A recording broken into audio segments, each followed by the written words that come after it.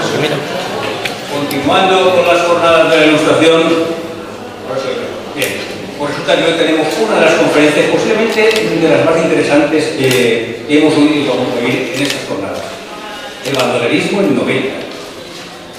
Hemos tenido bandoleros, no son solamente los andaluces, los niños, no, todo esto, pero hemos tenido en novela. Y para eso tenemos aquí un par de personas que nos van a hablar perfectamente. Primero tenemos a Manuel Beltrán Torregrosa. Como sabéis, que es licenciado en Derecho, ha estado muchos años trabajando en el bufete de su tío. Y en este caso, pues calculo que lo interesante es lo siguiente: la afinidad que tiene con don Manuel Torregrosa Valero y él. Una afinidad de consanguinidad familiar, y aparte de eso, después que nos unía un par de cosas: el interés por la cultura y, naturalmente, después Jorge Juan, los bandoleros, la historia y la literatura. Ahora nos va a hablar desde luego del bandolerismo en novela también, exactamente igual que lo va a hacer Mado Martínez. Mado Martínez es doctora en lengua y literatura y antropóloga, que también va a redondear realmente toda la cuestión del bandolerismo en la cultura mediterránea, y es la que realmente después nos va a decir todo lo que nosotros debemos venir a saber. Por una parte, Manuel hablando de novela, y por otra, ella también en un entorno geográfico muy próximo. Espero que paséis una noche muy agradable, porque desde luego hoy torean los dos mejores para de España. Un aplauso para ellos.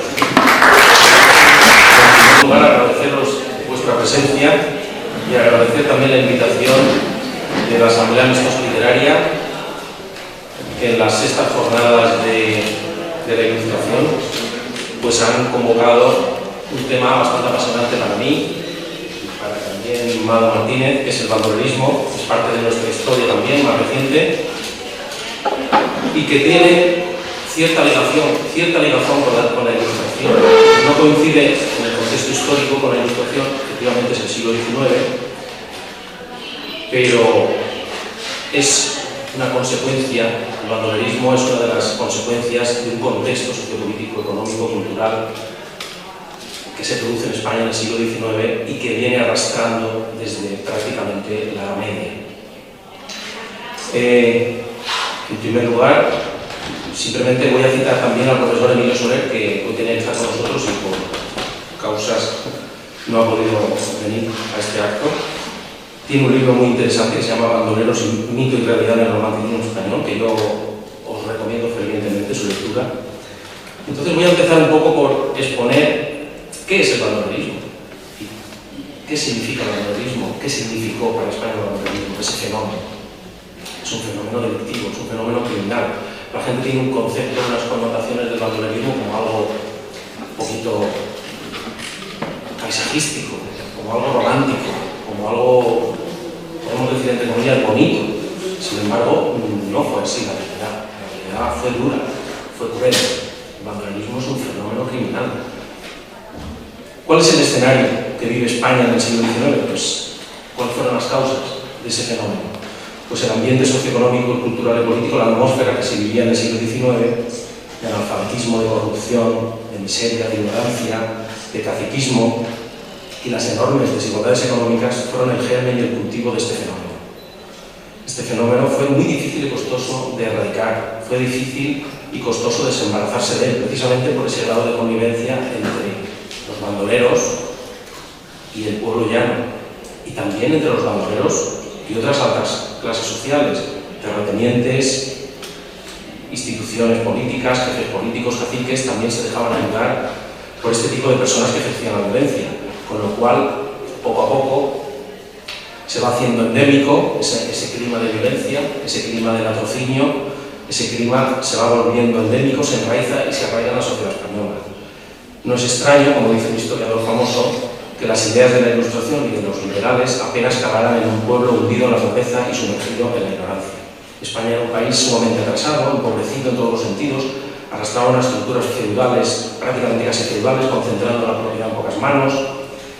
Había sufrido y seguía sufriendo numerosas contiendas intestinas, guerras civiles, división, continua división entre los ciudadanos españoles, que es una de las lacras que tenemos en España. Los partidarios de la invasión napoleónica, los llamados afrancesados, que eran partidarios realmente de la Ilustración, de las nuevas ideas, que venían a regenerar la sociedad, la política, venían a regenerar la ética social y política. estaban por contra los partidarios del rey absolutista, de Fernando VII. Luego vinieron los absolutistas y los liberales, también divididos, los isabelinos y los carlistas, y esas luchas civiles generaron un clima de desasosiego, de falta de control, de inseguridad, de ausencia de los más elementales recursos para la mayor parte de la población, que veía peligrar esa subsistencia que tienen, acuciada por el hambre, provocada también por repetidas malas cosechas, y ante tal desamparo y ante tal falta de instrucción de ese pueblo, de esa gran mayoría de personas que conforman una nación, y el abandono más recalcitrante de las leyes y de los gobernantes, que estaban más interesados en mantener sus privilegios que en ayudar a la gente y en hacer progresar y modernizar a la nación, pues ese fenómeno cala profundamente. Por poner los datos sobre la mesa, en 1808, pocos años antes de nacer, el tristemente personaje que estuvo aquí viviendo en Novelda, que era oriundo de aquí, de esta ciudad, España tenía una población de 11 millones de habitantes y se calcula que más de 100.000 se dedicaban al contrabando. Más de 100.000 personas españolas se dedicaban al contrabando y a otras malas artes para ganarse la vida. Esos fueron los abonos y nutrientes más importantes de este fenómeno social.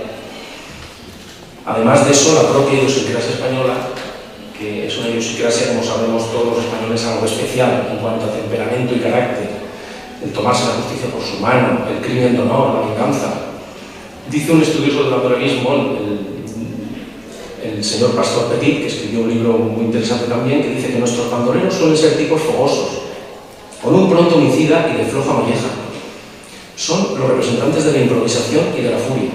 Pero lo que no dan estas tierras españolas es el tipo cerebral y maquiavélico. Lo nuestro no está en la premeditación y en la alevosía, sino en la repentina e impensada cólera, en el navajazo en el vientre. El bandolerismo tuvo su auge más importante en la primera mitad del XIX y decayó a medida que los sistemas de comunicación y vigilancia iban progresando en la sociedad. Sobre todo cuando se creó el Instituto Armado de la Guardia Civil en 1844 por el duque de Ahumada. Ese fue un hito importante para acabar con el bandolerismo, porque a partir de ahí la persecución fue implacable contra los bandoleros y contra todo aquel que llevaba una vida y que hacía daño a la sociedad. También la creación o el desarrollo del ferrocarril fue uno de los hitos importantes también para acabar con esa forma de bandolerismo que se producía en los asaltos en los caminos, en las sendas. Normalmente la gente viajaba en mulas, en diligencias, viajaba en coches de colleras, con una inseguridad tremenda. Unos caminos eran polvorientos, eran muy inseguros, con muy mal rodamiento y muy peligrosos a veces incluso caían por barrancos porque las mulas se espantaban, era fácil el accidente y era muy fácil el asalto por los facinerosos. Podemos decir que el bandolerismo tradicional, del asalto, que se produce en los caminos, en las carreteras, se acaba en el primer cuarto del siglo XX. El último bandolero más o menos que se abate fue en la Sierra de Alcaraz, fue Francisco Ríos González de Pernales, que iba acompañado del Niño del Aral y que acabó masacrado bajo las balas de la Guardia Civil. Lo rodearon y lo mataron. Lo llevaron a Alcaraz, le hicieron unas fotografías que se conservan, se pueden ver. Son bandoleros auténticos que vienen de estepa, nacidos en estepa, y que acabaron sus días justamente cuando se salieron de su zona y su demarcación de acción, donde ellos verdaderamente conocían perfectamente la orografía del terreno, etc. Cuando salen de ahí, se dirigían hacia Valencia y enseguida los vislumbra un guardia forestal, los ve que van vestidos de otra manera distinta a la de la zona y entonces le llama la atención, llama a la Guardia Civil, lo rodean y acaban con todos. Para que os hagáis una idea de lo que supuso el bandolerismo en España, podemos decir que prácticamente todas las regiones españolas, todas, Extremadura, Galicia, Cantabria, País Vasco, Cataluña, Comunidad Valenciana, Andalucía especialmente, tuvieron varias partidas o gavillas de bandoleros, como se llamaban, gavillas de bandoleros, formadas que actuaban con total libertad y que formaban incluso de 20 a 80 miembros cada partida. Eran verdaderos cuerpos armados de facinerosos, de malhechores. Se dedicaban a asaltar convoyes y carruajes, arrieros, caminantes, comerciantes de todo tipo. Por nombrar algunas de las más famosas, que todos conocemos, que tenemos en la memoria colectiva, la de José María Hinojosa al Tempranillo, que operaba en Andalucía, la de los 7 niños de Écija, que no eran 7, eran más de 7. Todos ellos acabaron ejecutados, perseguidos y ejecutados. La partida de Jaime Barbudo, aquí en la Comunidad Valenciana, estrictamente en nuestra comarca, sierras de Jumilla, pueblos de Murcia, comarca del Vinalopó, actuaba abiertamente, tenía muchos cómplices, tenía muchos contactos, llegó a pasar por Novelda varias veces y por Aspe, Crevillente, etc. Y la partida de Luis Candelas, Cajigal, en Madrid. Madrid y sus alrededores estaban también colapsados de bandoleros, de todo tipo. Dentro de los bandoleros había muchas clases de bandoleros. El fenómeno bandolerín llegó a ser sumamente asfixiante, especialmente en Andalucía, donde campaban por sus respetos y estaban protegidos en sus lugares de origen por caciques, amigos y terratenientes, a cambio normalmente de favores. Los lugares de paso, caminos y carreteras eran difícilmente transitables por sus características orográficas, los medios de transporte anticuados y peligrosos y las posadas y fondas del camino de malísima calidad en la prestación de sus servicios. Había un dato a añadir a esta cosa, a esta situación. Muchas veces los propios titulares de esas posadas, de esas ventas, estaban en connivencia con los bandoleros, con los malhechores, y avisaban ellos mismos cuando venían viajeros, cuando venían diligencias, cuando veían que habían personas que tenían medios económicos, que viajaban y que paraban en esas fondas, avisaban a los bandoleros o a los facinerosos para que vinieran a asaltarlos, y luego se llevaban su parte del botín, efectivamente. En fin, la configuración del paisaje, el temperamento español, el contexto socioeconómico y político que vivió España hasta el siglo XIX, antes de modernizarse como país, pues todo eso favorecieron indudablemente la aparición y el mantenimiento de este fenómeno, que realmente no fue tan romántico como se dice. A pesar de ello,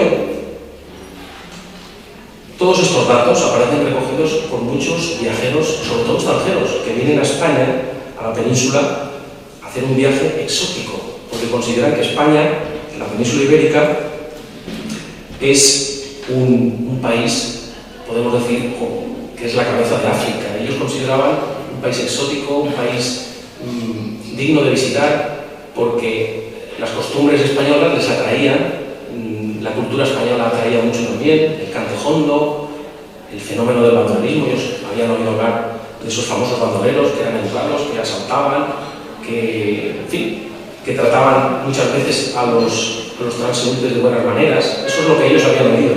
Y muchos venían en busca de esas aventuras. Podemos decir que por España han pasado grandes literatos y grandes artistas como Teófilo Gautier, Víctor Hugo, Hans Christian Andersen, que estuvo en Alicante y estuvo en Elche también, Richard Ford, Gustave Doré, Charles Gavillier, Próspero Mérimée, Washington Irving. Todos esos hicieron muchos viajes por España y se dedicaron a recorrer varias provincias de la geografía española.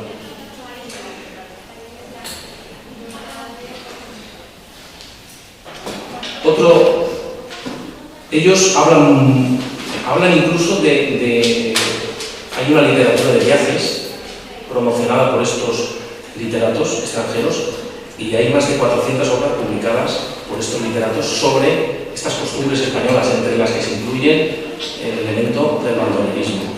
Ellos les choca mucho el hecho de que aquí en España muchísima gente llevaba las navajas faltriqueras dentro de las fajas, y el arte de usarlas para saldar diferencias que consideraban que era característico del temperamento español.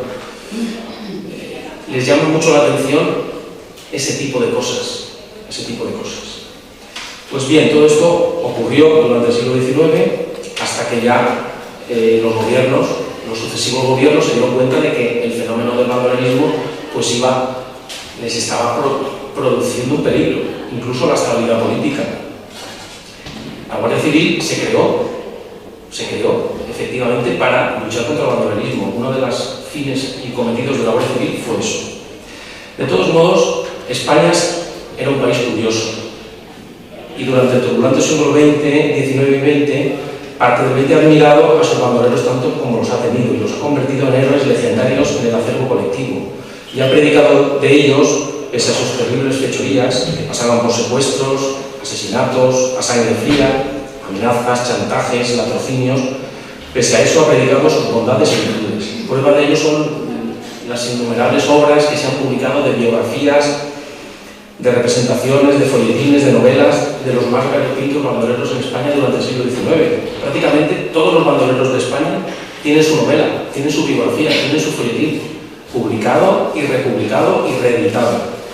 Es decir, que España, en cierto modo, tenía un punto de admiración hacia este tipo de personas y también tenía un punto de temor. Se sentía atemorizada, los españoles, por una parte, se sentían atraídos por los bandoleros y por otra parte, claro, también sentían temor porque efectivamente habían sido partícipes de sus hechos. Curioso, por no decir chocante, también propio de nuestros rasgos hispanos, resulta que muchos bandoleros acabaran pasando de malhechores perseguidos por la justicia a perseguidores de otros bandidos, como le ocurrió al Tempranillo y a otros muchos, porque las fuerzas de seguridad de ese momento, todavía no existía la Guardia Civil en ese momento, cansados de perseguir a este tipo de facinerosos, no podían con ellos, no podían apresarlos y prefirieron, a través de los indultos reales, atraerlos hacia el poder y atraerlos hacia las instituciones públicas. Incluso les dieron puestos de vigilantes de seguridad. Les cambiaban el estado de vida de bandolero por un estado de vida civil de una persona normal con un sueldo, con un caballo y con un trabajo semanal. Eso le ocurrió al Tempranillo. Sin embargo, hay muchos estudios que dicen que fue una forma de vida que intentaron rehacer su vida, pero que en el fondo no se consiguió. No obstante, hay un punto común en la mayor parte de los bandoleros del siglo XIX, su acabamiento, su fin, de la misma forma que habían vivido, con violencia. Muchos de ellos cayeron en batidas o encontronazos con los cuerpos de seguridad, otros en reyertas y venganzas provocadas entre miembros de una misma partida o de otras. Existían códigos de honor dentro del bandolerismo. Por ejemplo, la traición se pagaba con la muerte. Otros fueron apresados y ajusticiados en las plazas públicas de nuestros pueblos, luego descuartizados y colocados sus miembros en jaulas de hierro o en picas de madera como escarmiento a los ciudadanos que se atrevieran a emular este tipo de acciones o menesteres. Y se puede contar con los dedos de una mano los bandoleros que acabaron como personas normales.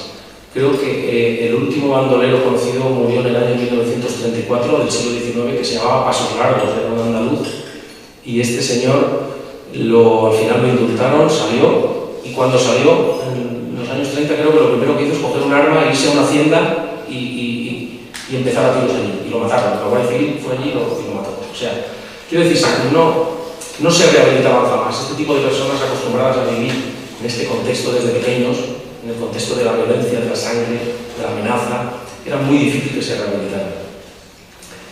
Bueno, ahora vamos a concentrar un poco y a centrarnos en el tema de Novelda. Novelda, pues, también tuvo su fenómeno bandolerístico en el 19. En 1998 yo publiqué en la revista Betania un artículo fruto de mis investigaciones sobre el bandolerismo, sobre unos señores que llamaban los selleros. Aquí todo el mundo, en Novelda, de mi edad para arriba, de 50 años para arriba, pues ha oído esa historia, a sus abuelos, a sus tíos, a sus mayores. Todo el mundo habla de los selleros, pero nadie que yo sepa hasta ahora había puesto nombres y apellidos a esos señores. Nadie había publicado nada de estos señores. Sin embargo, era una historia archiconocida.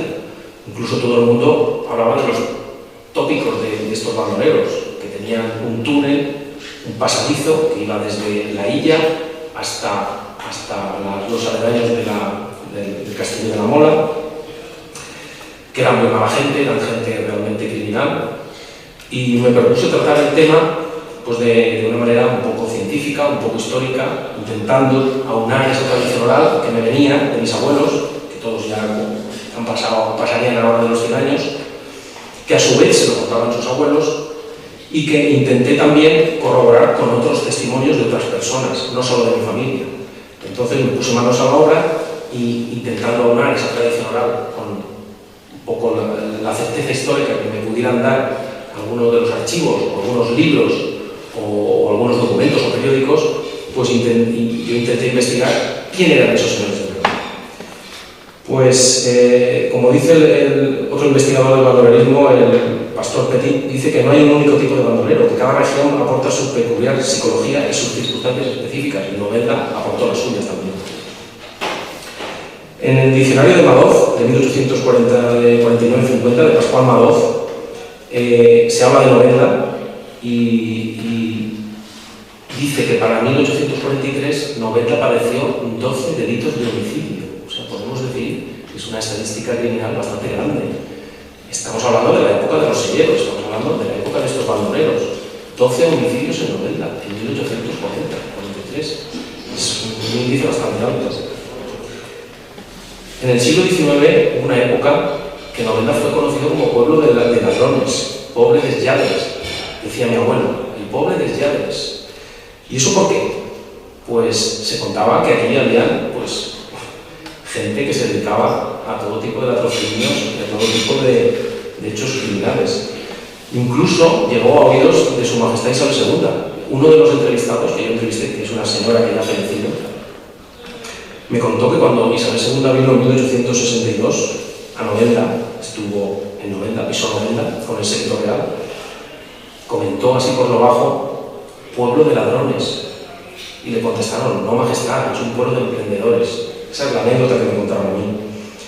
Es muy interesante, y creo que hoy no lo vamos a hacer por falta de tiempo, la descripción del acta del Cabildo Municipal de 1862 de esa avenida de Isabel II a Novelda.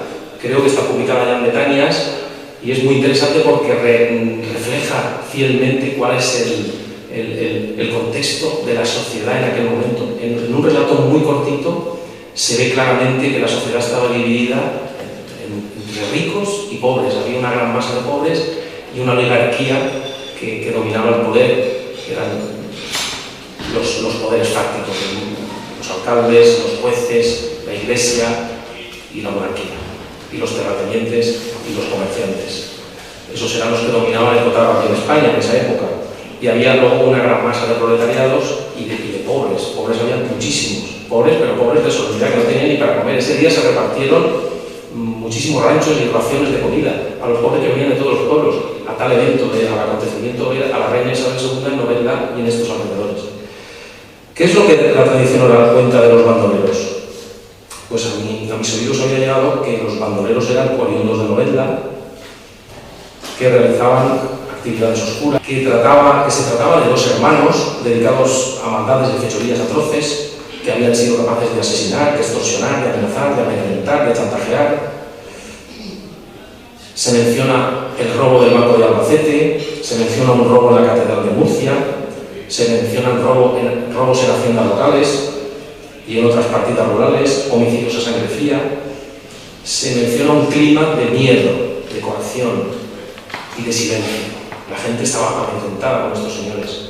Y una de las respuestas de la mayor parte de la población normalmente es callar. Si ves una persona violenta a tu lado, lo que haces normalmente, lo que hacemos todos es intentar pasar desapercibidos al lado de ella. Pues esto ocurrió durante muchos años en Novelda. Estos señores manejaban el cotarro de la delincuencia aquí en la zona. Y la gente no se movía, no los denunciaba, no ponía denuncias, no eran perseguidos por la justicia.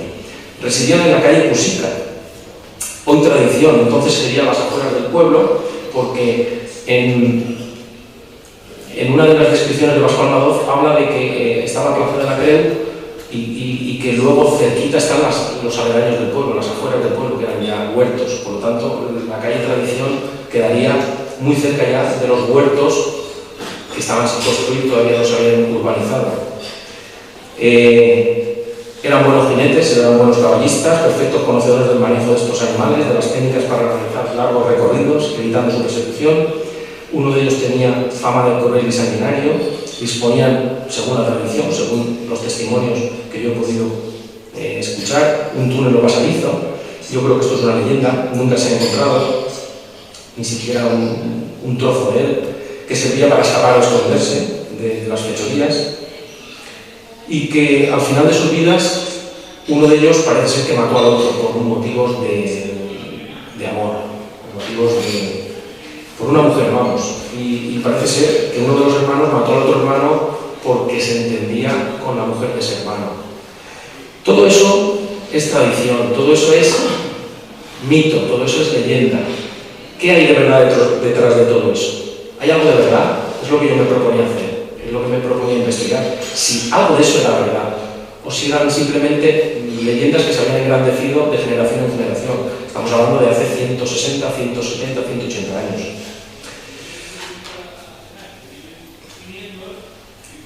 Nadie sabe ponerles nombres y apellidos.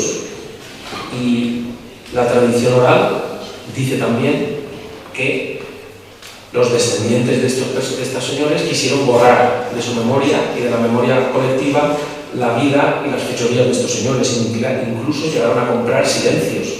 Gente que quería contar esa historia, no le dejaron contarla o le pagaron para que no la contara.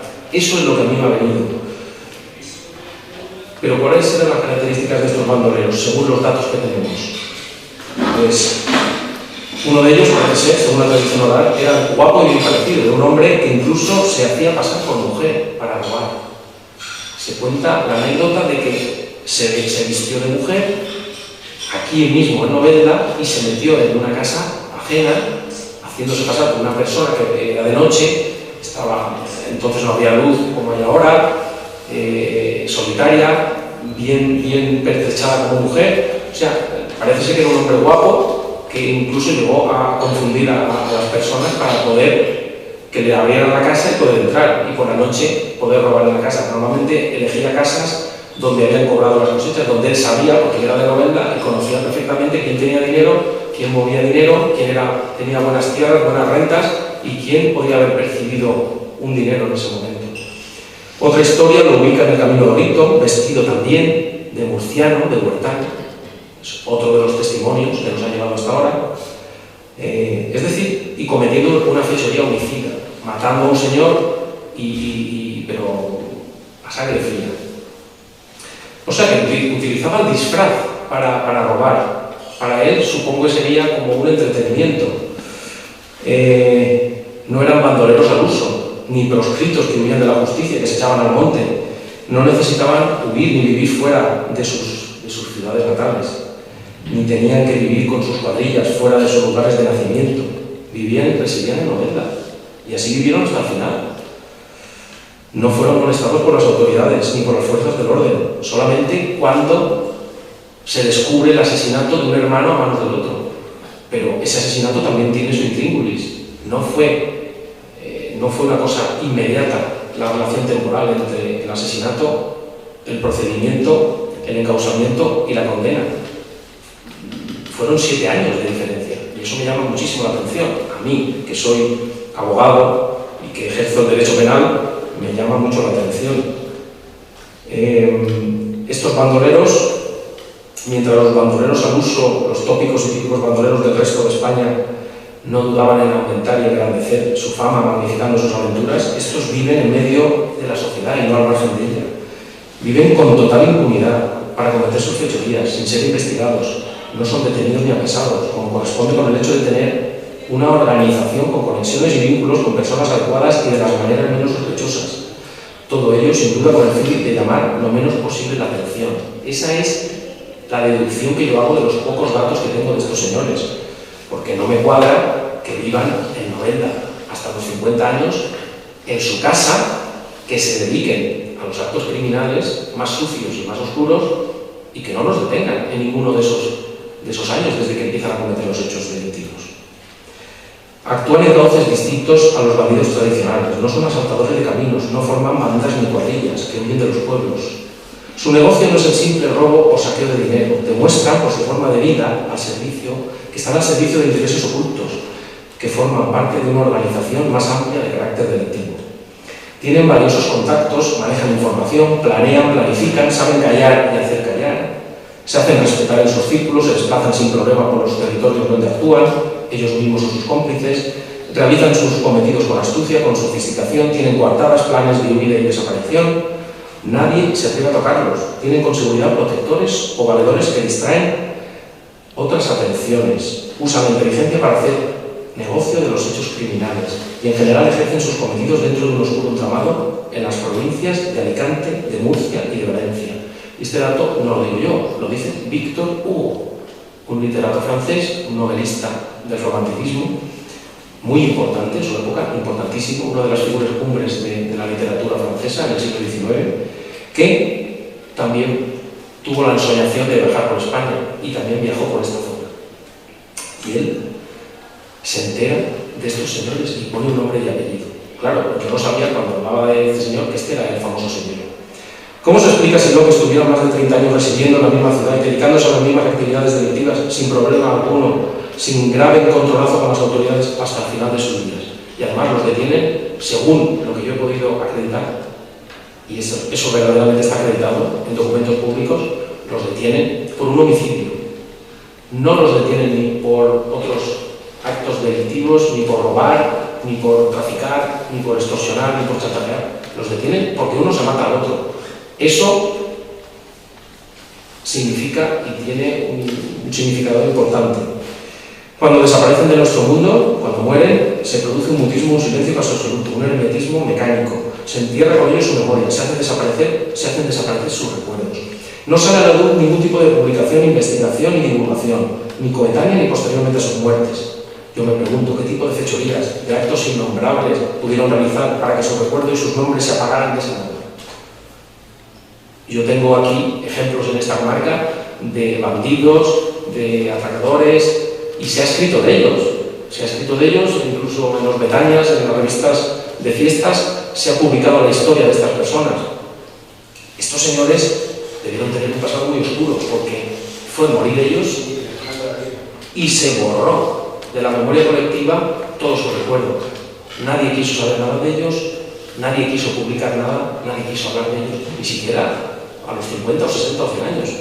Yo estoy hablando que empezó la investigación en 1997, 140 años después de morir ellos, y me encuentro pues una serie de fábulas, de leyendas mezcladas con algún acontecimiento que pudiera ser real, pero desde luego nadie me da datos, y eso a mí me llama mucho la atención. ¿Por qué se borra de la memoria a unas personas?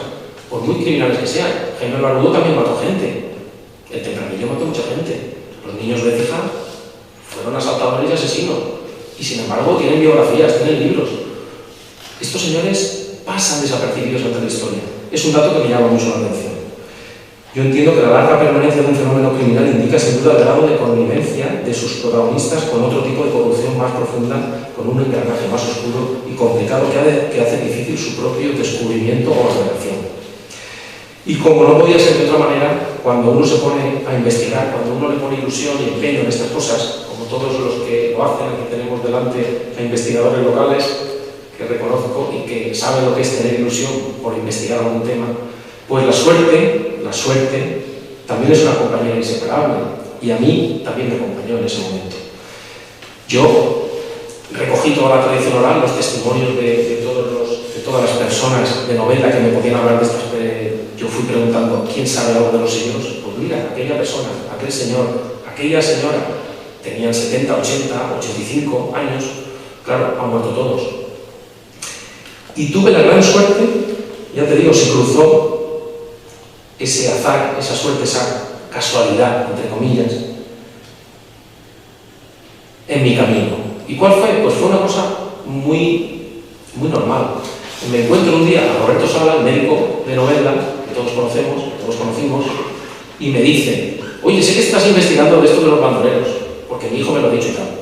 Dice, vente un día a mi casa y tengo una enciclopedia allí de la región valenciana.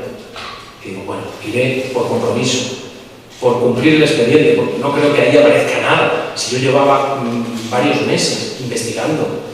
Claro, yo me enfrentaba a que tenía que ir a los archivos, pero ¿por dónde empezaba? Si yo no sabía nombres ni apellidos. ¿Por dónde empiezo? ¿Selleros? ¿Qué son sellés? ¿Qué son sellés? Mi abuelo siempre me dijo, mi abuelo Beltrán me dijo, que eran sellés. Eso me lo confirmó él en vida. Yo conocí a mi abuelo hasta los 20 años. Él ahora tendría 116 o 116 años. Él me dijo, los selleros no eran sellés, eran sellés. Y a mí eso se me quedó. Claro, esos son datos que vas acopiando en tu memoria para luego, en la investigación, pues empezar por algún sitio.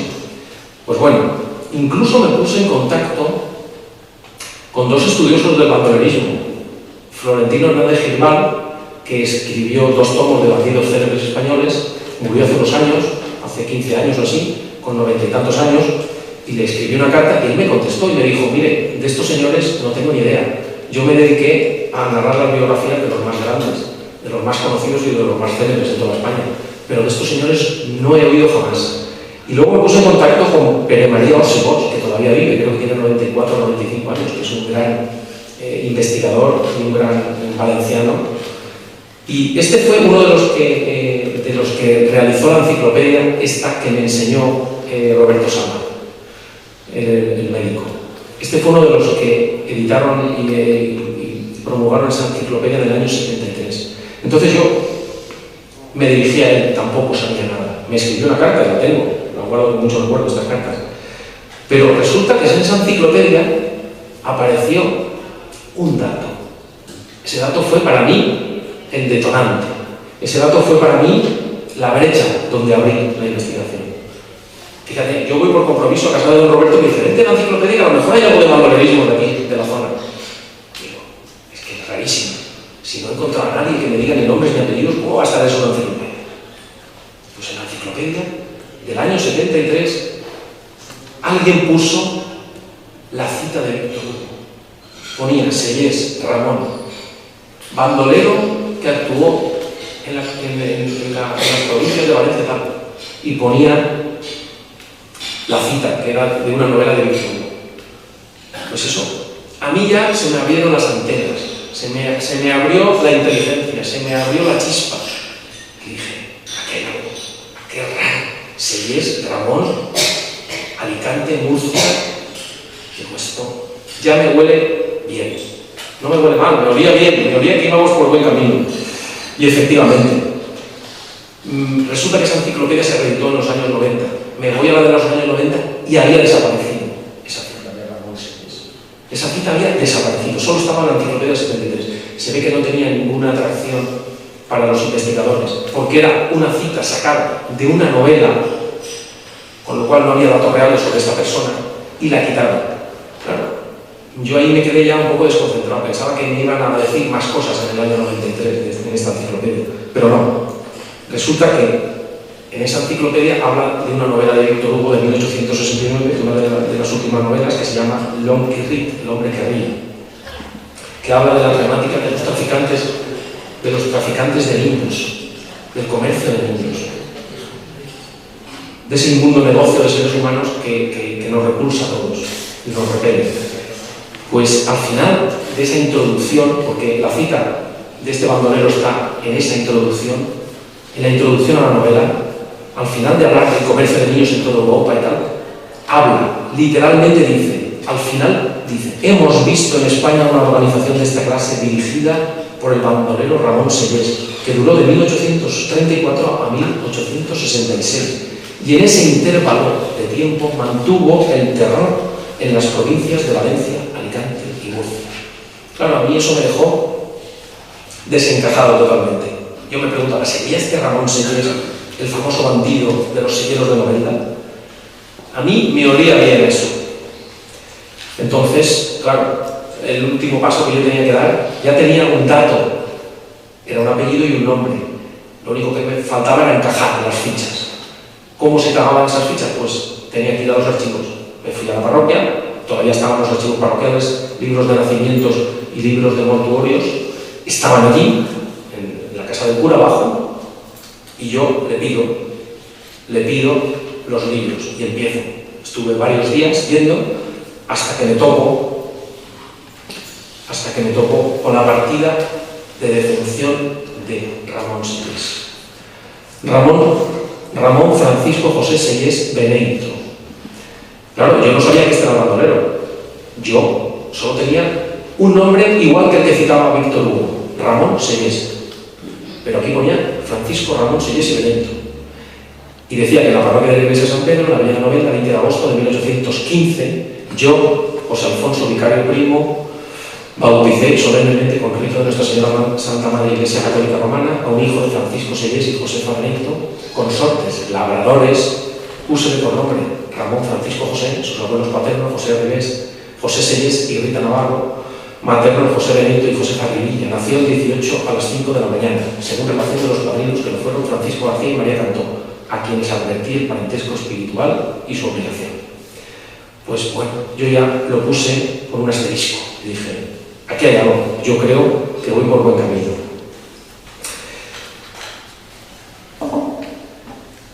Analizando la cita de Víctor Hugo y con este descubrimiento que yo hice en los archivos, nos damos cuenta que Víctor Hugo cita un nombre y un apellido y entiendo que de algún sitio le vendría esa información.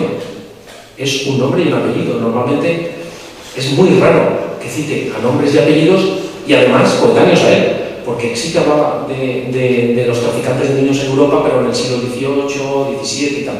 Pero es que resulta que está hablando de una persona, Ramón Sellés, nombre y apellido, con dos fechas, 1834 y 1866. En esas fechas el propio Víctor Hugo vivía, residía en Francia y viajaba. Y uno de los viajes que hizo fue a España. Por lo tanto, entiendo que él mismo se proveyó de esa información y investigó para realizar esa novela una serie de cosas. Esas dos fechas, 1834 y 1866, me indicaban lo siguiente, que en 1834 Ramón Sellés tenía 19 años, según la partida de nacimiento, y en 1866 era otra fecha que decía Víctor Hugo que había durado el terror en estas provincias de esta organización criminal. Yo, hasta ese momento, no sabía que 1866 significaba algo. Luego me di cuenta que sí, que 1866 fue el fin de la historia de los selleros, como ahora voy a hablar.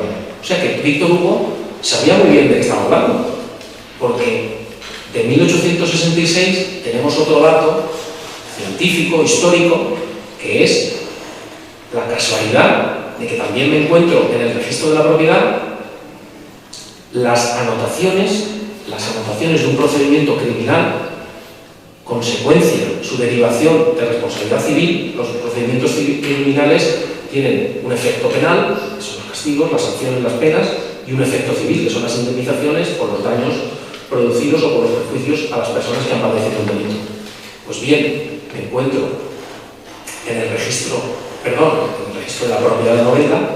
Me voy al registro de la propiedad de Novelda siguiendo la tradición oral también, que me decía que los selleros vivían en la calle Tradición, en la calle Musica, y que yo ya había identificado la casa de los selleros donde ellos vivían, número 12, la había identificado con los propietarios actuales de los años 97, de 98, donde yo estaba investigando. Entonces, yo me voy, busco con los nombres de los propietarios actuales y pido la historia registrada de la finca.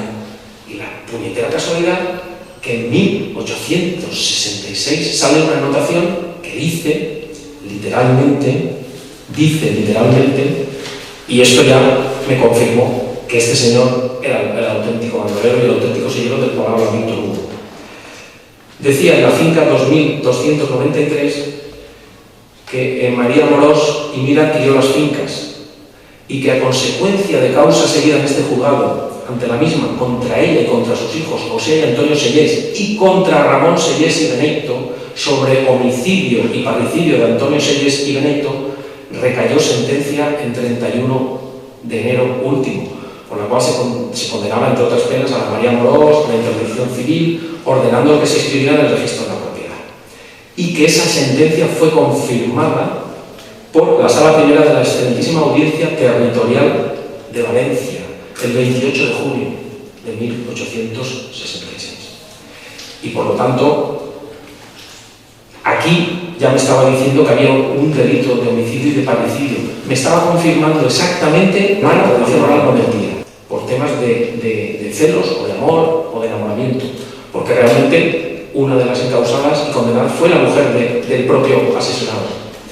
Y con esto ya me fui a los archivos de los libros de mortuorios de la parroquia a ver si conseguía sacar los certificados de defunción, y lo conseguí. Pues bien, nuestros bandidos acaban de esa manera. Uno asesinado a manos de su hermano, de su mujer y dos de sus hijos, y eso viene acreditado en las anotaciones del embargo del registro de la propiedad. Y a Ramón Sellés Bueno, si queréis, os leo el certificado de defunción de Antonio Sellés, que muere en 1858. Dice: en la villa de Novelda, el obispado de Orihuela, día 6 de septiembre de 1858, fue enterrado en el cementerio público de la misma, entiéndase el cementerio que digo, ahí abajo, el cadáver de Antonio Sellés, natural y vecino de Novelda, de 54 años, se llevaban 3 años, marido que fue de María Morós. Me confirma lo que me dice el registro de la propiedad, que según oficio del juez de primera instancia de este partido, que me dirige este día, fue muerto alevosamente en la noche del día anterior. Su entierro fue con asistencia del reverendo clero, por amor de Dios, y se celebró una misa rezada de limosna. Fue muerto alevosamente, dice la partida de defunción. Esto es, que está dando todas las pistas. Fue asesinado. La alevosía es una de las maneras del asesinato. Es decir, es una forma de limitar la defensa del perjudicado, de la víctima. Alevosamente significa que lo encontraría muerto en algún lado. Muerto con cuchillos, o con navajas, o con un tiro. Y lo dejarían tirado, claro, no lo dejarían en su casa, en su cama, con una herida de navaja, entiendo yo. Si dice que fue muerto alevosamente es porque lo encontraron, y luego lo enterraron y le hicieron una misa. Una misa del clero, del reverendo, con asistencia del clero, por amor de Dios. Y se celebró una misa rezada de limosna. Entiendo que esa misa estaba pagada por sus propios familiares, por su propio hermano, por su propia mujer. Esto ocurre en 1858. La sentencia que condena a su mujer por parricidio y a los hijos, y también que encausa a Ramón Sellés, que yo creo que Ramón Sellés ya había muerto, ahora lo explicaré por qué, se produce en 1866, 7 años después. O sea, a mí no me cuadra nada. Este señor murió a manos alevosamente, fue asesinado a través de, no sé qué tipo de arma utilizarían, supongo que utilizarían, la tradición oral dice que fue una fals, una hoz, otros dicen que fue una navaja. El caso es que este señor lo matan y lo tiran por ahí, por un bancal, claro. Lo recogen las autoridades. Oye, ha muerto este señor. Lo llevan a la familia, lo entierran, le hacen una misa, pero ellos no saben nada. Lo han matado. Lo han matado. Entiendo que ocurrió aquí en Novelda. Sin embargo, Ramón Sellés lo encuentran ahorcado en la cárcel. La tradición oral lo confirma. A mí ya me habían llegado noticias de todos los testigos de que Ramón Sellés, de que el sellero se había entregado a las autoridades y lo habían ahorcado, habían simulado un ahorcamiento. Eso no está demostrado, yo no lo he podido demostrar. Lo que sí que he demostrado es que la tradición oral no mentía. Dice, en la villa de Novelda, obispado de Orihuela, el 31 de octubre de 1865, se suicidó ahorcándose en las cárceles de esta villa el preso Ramón Sellés y Benito, soltero, hijo que fue de Francisco y de Josefa, tendría como unos 52 años, era natural de esta villa, y en virtud de una comunicación del juez de primera instancia, fue conducido su cadáver al cementerio de esta villa, en el que fue sepultado en lugar aparte de los demás fieles fallecidos. Esa era la condena para los suicidas hasta hace muchos años. Se les enterraba en el trosé, que decían, fuera del cementerio, en un apartado. Y los suicidas no pasaban por la sacristía, no pasaban por la iglesia, no pasaban por el altar. A los suicidas se les enterraba aparte de los demás fieles fallecidos. Era la condena post-mortem de una persona que se quitaba la vida. Bueno, pues la tradición oral no mentía. No mintió en muchas de las cosas que me llegaron. En que eran 2 hermanos, en que uno mató al otro, en que el sellero era cruel y asesino. No mintió en muchas cosas. Sin embargo, también la tradición oral contaba que él temía por su vida cuando fue a declarar. He hablado con personas que decían que él temía por su vida. Parece ser que él se entrega a las autoridades, empieza a relatar la historia de sus fechorías, de sus crímenes, y es tal la magnitud de esa maldad, de esos crímenes que saben, que incluso se llega a decir, por la gente que he entrevisto, dice que alguna persona de alta clase social se llegó a suicidar cuando se enteró que Ramón Sellés estaba ya disperso y detenido. Yo entiendo. Lo cierto es que Ramón Sellés apareció ahorcado en la prisión mientras era custodiado por los agentes del orden. En aquella época no existían las garantías procesales del detenido que existen actualmente. Era bastante más fácil hacer alguna cosa ilegal que ahora, porque no habían cámaras, no habían controles médicos ni forenses como ahora, o habían unos controles mínimos. Quiero decir que no era desencaminado pensar que nadie creyera que se hubiera suicidado y que hubieran decidido acabar con su vida. ¿Por qué? Podría haber sido envenenado, como dice la tradición oral, por una taza de café envenenado, una jícara, dicen en la novela decían, fue envenenado con una jícara de café. Le llevaron una jícara de café cuando estaban tomándole declaración. Se supone que estuvo varios días, porque claro, tenía mucho que contar. 30 años de latrocinio, pues fíjate, dan para mucho en una investigación. Y cuando ven que es un preso, un detenido peligroso y molesto, que puede salpicar con sus relatos, con sus crímenes a otras personas, a instituciones, a personas normales, entre paréntesis, después de haber sido 30 años cabecilla de una organización criminal, pues claro, tiene bastante más explicación que no esperaran a que lo juzgaran y a que lo asesinaran o ajusticiaran o a que lo metieran en la cárcel, porque claro, una persona que va soltando y va cantando, como vulgarmente se dice, del argot penal, entonces entendemos que yo deduzco que la tradición oral no se equivoca, él se entregó. Y otro dato que me lo corrobora es, yo me pregunto, para mí es significativo, cuando no extraño, que la única causa que se sigue en 30 años aquí en Novelda es la del homicidio y del parricidio a su hermano. Ramón Sellés yo creo que no cae bajo el peso de la justicia por sus actividades criminales, sino por el homicidio de su propio hermano. La pregunta es, ¿por qué tardaron 7 años en procesar y condenar al sellero de ese crimen cometido contra su hermano? ¿Es que las autoridades encargadas de la investigación de delitos de sangre no se habían preocupado de investigar ese suceso durante esos 7 años? ¿Por qué no abrieron investigaciones durante esos 30 años de otros sucesos, hechos delictivos, que sabían que él estaba detrás? Yo deduzco que esa diferencia que hay entre la muerte de su hermano y la condena a él es porque él se entregó. No es que lo descubrieran a los 7 años, es que él, la tradición oral dice que él se entregó y comenzó a contar toda la historia de sus crímenes. Y por eso intentaron acabar con él y acabaron con él. Y simularon un ahorcamiento para evitar que todo eso llegara a una audiencia y pudiera él contar con su propia voz la experiencia de sus crímenes y poder delatar a otros que a lo mejor estaba hablando de personas de altas clases sociales o de instituciones, no sé.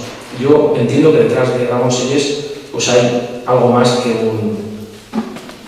que un simple bandolero y asaltador de caminos. Hay algo más complejo. Nada más. Ahora os paso con mi compañera.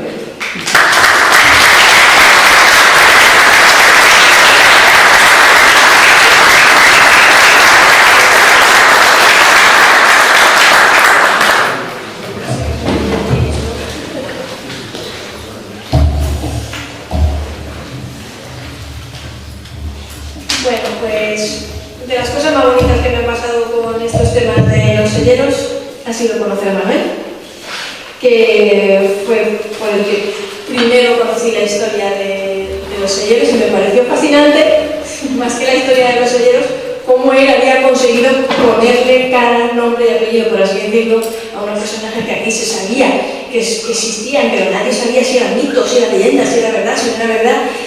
Y él supo ponerle nombre y apellidos, buscarlos en las partidas de bautismo y de defunción, gracias a esa cita literaria que Víctor Hugo había dejado escrita en una novela que se llamaba El hombre que ríe, que es una de las novelas más terribles e inquietantes y que más miedo dan de las que escribió Víctor Hugo, porque trata un tema muy controvertido. Él lo llamaba los comprachicos. Él decía que había una red de criminales que habían estado actuando durante varios siglos en Alemania, Inglaterra, Francia y España, que se llamaban los comprachicos y además utilizaban la palabra española, comprachicos, y que pertenecían a una suerte de AMPA criminal de las más misteriosas, ocultas, sagaces, inteligentes y oscuras del mundo, porque se dedicaban a la compra y venta de niños, pero con unos propósitos horribles. Lo que hacían con esos niños eran tutirlos, deformarlos, convertirlos en monstruos a propósito. Cuanto más jóvenes eran, mejor, porque así el niño no tenía memoria de lo que le había pasado, ¿no? Los mismos padres muchas veces los alquilaban y los vendían para estos fines. Les realizaban toda suerte de, incluso a veces, operaciones quirúrgicas para deformarlos, hundirles los ojos, cortarles la lengua, cortarles los miembros o torcerles los miembros, tullirlos en definitiva, ¿para qué?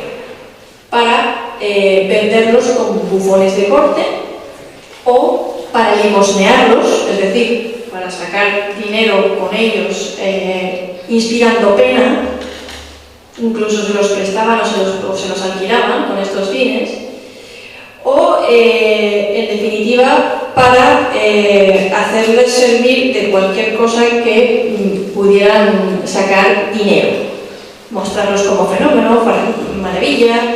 En Estados Unidos, por ejemplo, el fenómeno de los freak shows, si habéis visto esa serie de American Horror Story, la de Cyrus, bueno, eso pasaba y a la gente le gustaba entrar a ver esas maravillas, esos fenómenos humanos.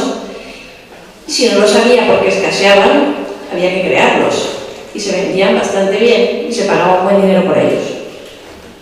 La cuestión es que parece que Ramón Sellés se dedicaba a estas cosas.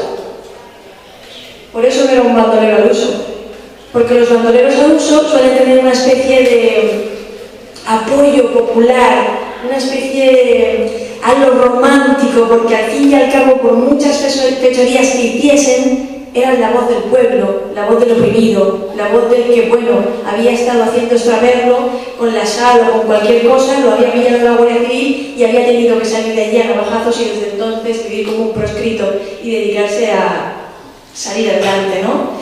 Incluso a veces contaban con muchos apoyos en los pueblos en los que procedían, porque también ellos ayudaban de alguna manera o conseguían lo que en aquellos entonces no se conseguía fácilmente, que era un poco de comida y llegar a fin de mes, supongo. La cuestión es que esta red de criminales fue puesta en entredicho. Los propios coetáneos de Víctor Hugo y los críticos literarios posteriores, e incluso historiadores, no se creían que existieron los comprachicos, o sea, no se lo creían. Los comprachicos, esa palabra, ¿de dónde viene? ¿Dónde está? Nadie sabía de dónde venía la palabra comprachicos. Y desde luego, ninguno de los críticos literarios o historiadores que trataron de averiguar si los comprachicos llegaron a existir o no, tenían ni pajolera idea de quién era Ramón Sellés. Era uno que Víctor Hugo había mencionado. Nadie en España, yo creo que lo saben los noventeros, y lo sabrán los españoles que hayan visto ese programa del Cuarto Milenio en el que salimos hace poco, nadie sabía quiénes eran esos. Nadie, absolutamente nadie, sabía quién era Ramón Sellés y que fue ese noveldense del que estuvo hablando Víctor Hugo y que había cometido esas fechorías que tú pudiste demostrar por la tradición oral y por causas judiciales, en definitiva, ¿no? Por eso su figura fue tan oculta, era un tema muy negro. Uno de los críticos literarios y otros criminólogos de los que intentaron resolver el misterio de si existían los comprachicos llegaron incluso a ponerse a principios del siglo, estoy hablando de 1902, 1915, en contacto con otros criminólogos famosos de la época en España para preguntarles: oye, ¿vosotros allí en España habéis tenido esto que dice Víctor Hugo, comprachicos, se dedicaba la gente a la compra-venta de niños para estos fines y tal? Ni idea, no tenían ni idea. Sí que hacían constar que en la zona de las urbes y los alcares se sabía que los padres habían vendido a los niños, cosa que no era nada extraña en aquella época, y poco más. Y me acuerdo que fui a preguntar a los alcares y a las urbes y de poco me pegan, porque es un tema muy delicado y porque tú no puedes ir a un pueblo y decir: oye, ¿tú te acuerdas que aquí en el pasado tienes constancia de que se vendieran a los niños, de que los padres vendieran a los niños? Pues de poco me pegan. ¿Por qué? Porque nadie quiere creer, nadie se lo puede creer sencillamente que un padre venda a sus hijos. La cuestión es que en España, como en muchos otros países de Europa, y por eso este fenómeno, esta red de comercio fue posible, los derechos para la protección del niño o leyes que regulasen la adopción, pues no llegaron a ser efectivas hasta después de la guerra civil, casi por así decirlo. Ya en la época de los romanos un padre podía vender a sus hijos siempre y cuando tuviera menos de 7 años, era algo normal, y lo que a mí me recomía era no saber si los comprachicos habían llegado a existir de verdad o no habían llegado a existir de verdad. Entonces me puse a buscar otras fuentes literarias, igual que habíamos tenido la noticia de Víctor Hugo, al igual podíamos tener otras noticias en otros libros, novelas o tratados que hubieran escrito en Europa otros escritores. Y efectivamente me llevé la desagradable sorpresa de comprobar que estas prácticas eran muy comunes en Europa. E incluso, como os contaba, ya venían de la época romana y posterior época del siglo IX. Por ejemplo, un árabe llamado Bal-Rayahid, en el libro de los avaros, los llamaba a los comprachicos los musaí, y decía que su ocupación era deformar a niños recién nacidos, cegándolos, tuyéndolos para que los padres u otras personas los utilizasen para pedir limosna, y en ocasiones eran los mismos padres los que llevaban al niño a otra persona que cobraba bien caro por realizarles esa operación quirúrgica de convertir al niño en un monstruo, que lo que hacían era explotarlo directamente o alquilarlo a su vez a otras personas, y siempre alejado del entorno en el que vivía ese niño. En España tenemos a un autor muy poco conocido, casi fue más conocido en Francia que en España, que es una lástima a veces que le pase a todos los escritores, pero Carlos García, que era un autor zaragozano, que escribió La desordenada vida de los bienes ajenos en el siglo XVI, él lo que hizo fue un repaso, un compendio de qué malas artes y qué criminales había, ¿no?, en su época, sobre todo en España. Y había unos a los que él llamaba los dacianos, que según él era la peor calaña y lo más terrible que uno se podía encontrar en la vida. Eran gente cruel, decía, despiadada y feroz. Y eran, lo peor sobre todos los ladrones, porque cogían a niños de 3 o 4 años, rompiéndoles los brazos y los pies, los dejaban estropeados y contrahechos para venderlos después a viejos, pícaros y otra gente vagabunda. Juan Luis Vives, un autor galiciano, reconocido, también, casi más fuera de nuestras fronteras que dentro, en el siglo XVI, se dedicaba también a hablar de estos pedigüeños que iban por ahí por niños alquilados y tullidos, a los que herían a propósito, y decía: yo sé de gente que los lleva hurtados y raquíticos por conmover más los sentimientos de aquellos a quienes piden limosna, ¿no? Nuestros vecinos en Inglaterra también arremetieron contra estas prácticas. William Langland dijo de los pedigüeños: vuestra existencia está desprovista de caridad y no observáis las leyes. Muchos de vosotros engendráis prole de origen bastardo y a continuación le rompéis el espinazo, los sueños a temprana edad. Entre estos mendigos se dan más casos de seres deformes que en las restantes profesiones juntas. ¿Por qué?, se preguntaba. Uy, qué casualidad que todos los tullidos y todos los tal están en las familias de los mendigos y en las restantes profesiones juntas no los hay, ¿no? Él ya estaba denunciando que se estaba haciendo a los niños una serie de diabluras desde bien pequeños, ¿no? Sebastián Brand seguía en la misma línea en Estrasburgo. Thomas Harman es otro de los autores, un paisano inglés, que también hablaba de estos niños para incrementar la renta de la lástima siempre. Y Pierre de Guastal, en el Teatro del Mundo, en el siglo XV, hablaba de esos niños que van por ahí y los truecan y crían con leche podrida para que vivan enfermos, violentos y leprosos, como ha sido experimentado por muchos médicos con harto daño en las pobres criaturas. Aquestas ordinariamente son las causas de la producción de los monstruos, y lo decía así de claro. También sé que de ellos hay otra especie que se hacen con artificio de algunos embaucadores que de unas tierras a otras andan engañando a la gente, y es que toman criaturas cuando son pequeñas y están tiernas como masa y las desfiguran, cortándoles y torciéndoles los rostros y miembros, hinchándoselos de suerte que parezcan monstruos, con los cuales después ganan dineros y enseñándoles como cosa maravillosa. Y esto no es cosa nueva, ¿no? Pues ya hay muchas de esas cosas, ¿no? Más miedo daban las palabras del francés Ambroise Paré en su obra también del siglo XVI, que decía que los hay que han raptado niños pequeños y les han quebrado brazos y piernas, secado los ojos, cortado la lengua, aplastado y hundido el pecho, diciendo que un mago los había destrozado así, con el fin de llevarlos por el mundo y tener oportunidad de mendigar y conseguir dinero, ¿no? Me iba encontrando con multitud de autores que habían dado cuenta de estas prácticas de turidores de niños profesionales. Era una auténtica profesión, ¿no?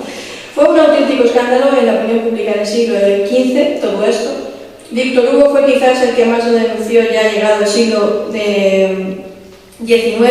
A las puertas del XX la práctica estaba prácticamente extinguida y prácticamente borrada de la memoria, hasta el punto de que se dudaba de la existencia de estos comprachicos y, es más, se negaba. Decía que Víctor Hugo se lo había inventado todo, a pesar de que Víctor Hugo dijo en diversas ocasiones, no solamente en su introducción histórica de esta novela, sino a sus amigos, de que eso era todo verdad y que se había documentado históricamente y que era absolutamente cierto que esos comprachicos habían existido. Quizás lo único que se inventó fue la palabra. O a lo mejor alguien la oyó en España en algún contexto muy solipsista y no la que, ¿sabes? Tampoco habría... lo guardaban muy en secreto estas cosas. Tampoco creo que se fuera institucionalizando la profesión con una palabra, ¿no? Y diciendo, bueno, nuestro oficio es el de comprachicos, ¿no? La cuestión es que si nos vamos a novelas como Guzmán de Alfarache, esta casi me da terror leerla, no la voy a leer porque es terrible. ¿Qué es lo que se llegaba a hacer con los niños? Se siguen confirmando y confirmando esta serie de prácticas. Ahora bien, yo decía, vale, muchos rastros en las novelas, en la literatura, que a veces la literatura es una gran fuente histórica porque siempre nos habla de las épocas, de los contextos.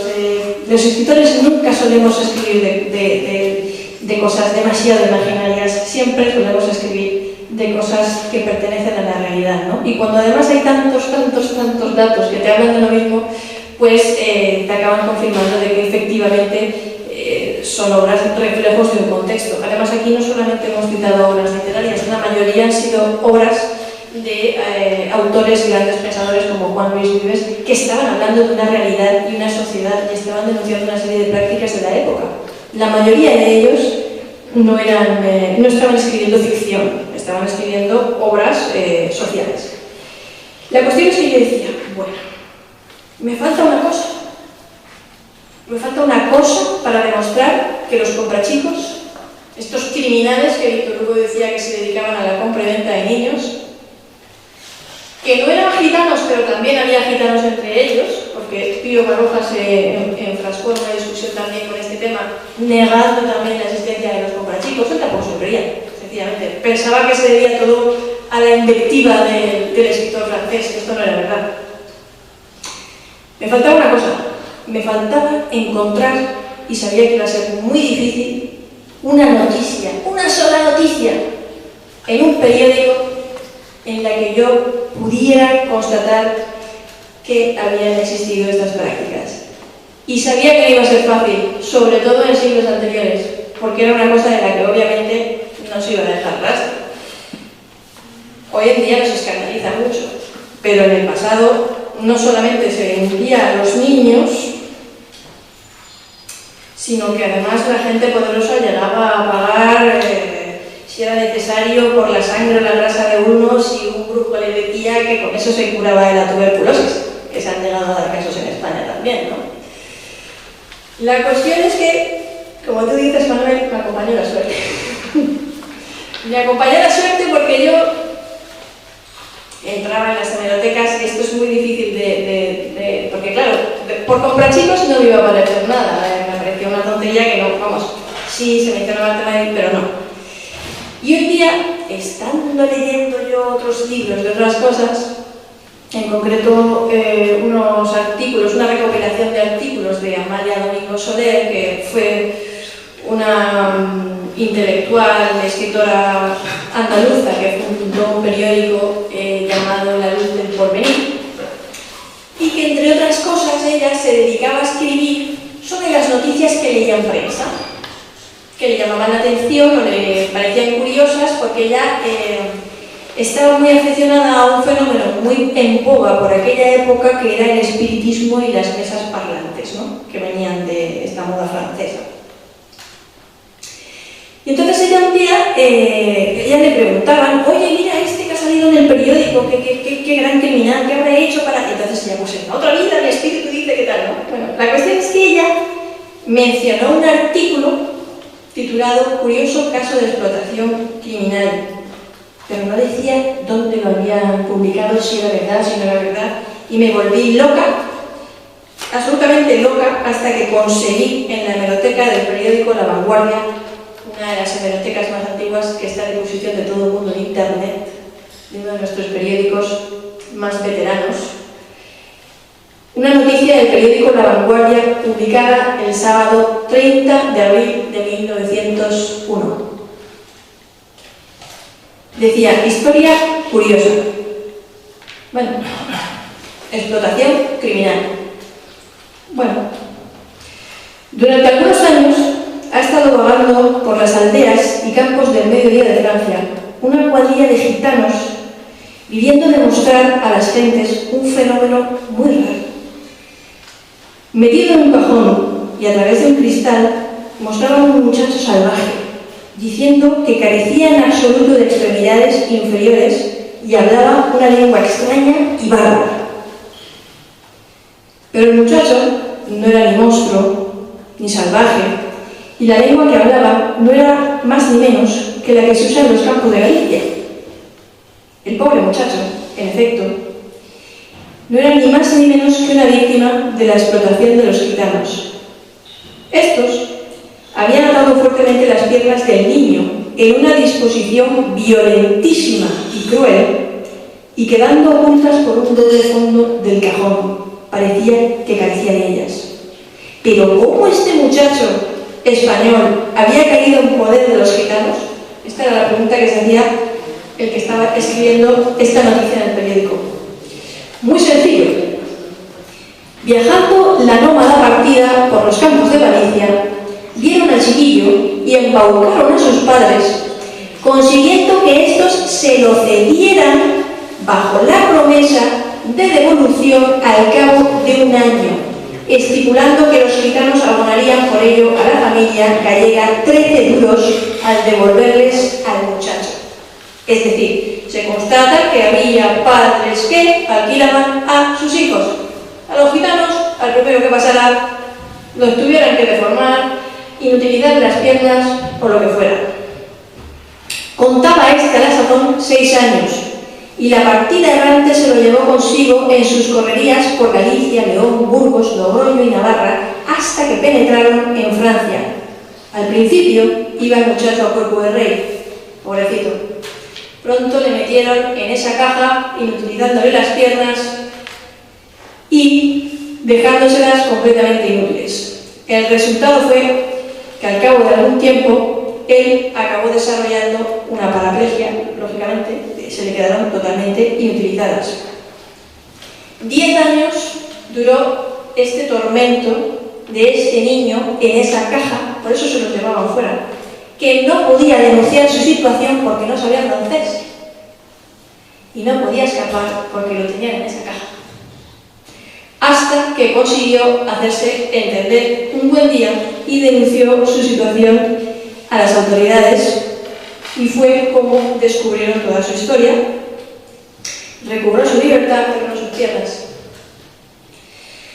Y mediante el consulado español lo devolvieron a España y lo llevaron al Hospital General de Madrid, donde se halla, decía en el periódico, bajo los cuidados del doctor don Jaime Vera, que confía en la lenta curación del muchacho mediante un tratamiento eléctrico apropiado.